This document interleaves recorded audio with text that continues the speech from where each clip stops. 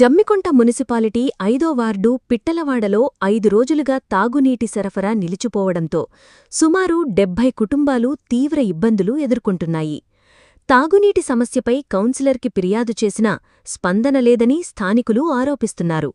వార్డులో పారిశుధ్య సమస్య, పనిచేయని వీధిలైట్లు మార్చడం లేదని మండిపడ్డారు. మున్సిపల్ చైర్మన్, కమిషనర్ వెంటనే చొరవ తీసుకొని సమస్యలు పరిష్కరించాలని ప్రజలు కోరుతున్నారు. లీటర్ నీళ్ళే సానించుకుంటున్నాం. గిన్నె నీళ్ళతో బియ్యం కడవకుండా డైరెక్ట్ అట్లే వండుకుంటున్నాం.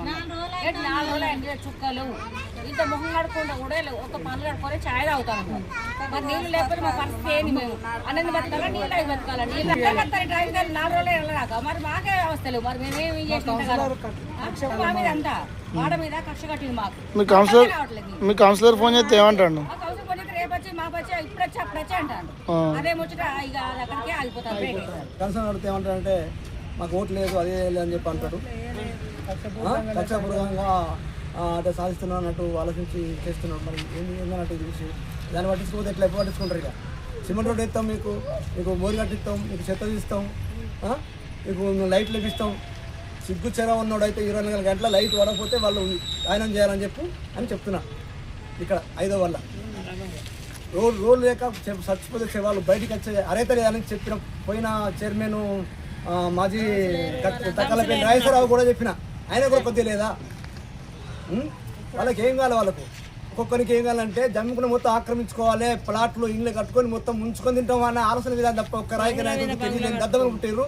ఈ రోజుల్లో చాలా మంది జనానికి ఇబ్బంది అయ్యి మనం రైలు పట్ల కింద 100 మంది చచ్చిపోయినా కూడా చిగ్గుచ్చని వస్తలేదు రాజకీయ నాయకులకు. ఎట్లా ఓట్లు ఏమని వస్తారు, ఎట్లా చేస్తారు వీళ్ళు? ఇంత మానవత్వం లేదు మనసులో పుట్టిన భూమి మీద. చుట్టూరంగా ట్యాంకులు పంపిస్తాడు కానీ ట్యాంకులు పంపిస్తుండ్రు కానీ మనకు ట్యాంకులు వేస్తే నీళ్ళు వస్తాయి. ఇక్కడ ట్యాంకర్ కూడా 30 మంది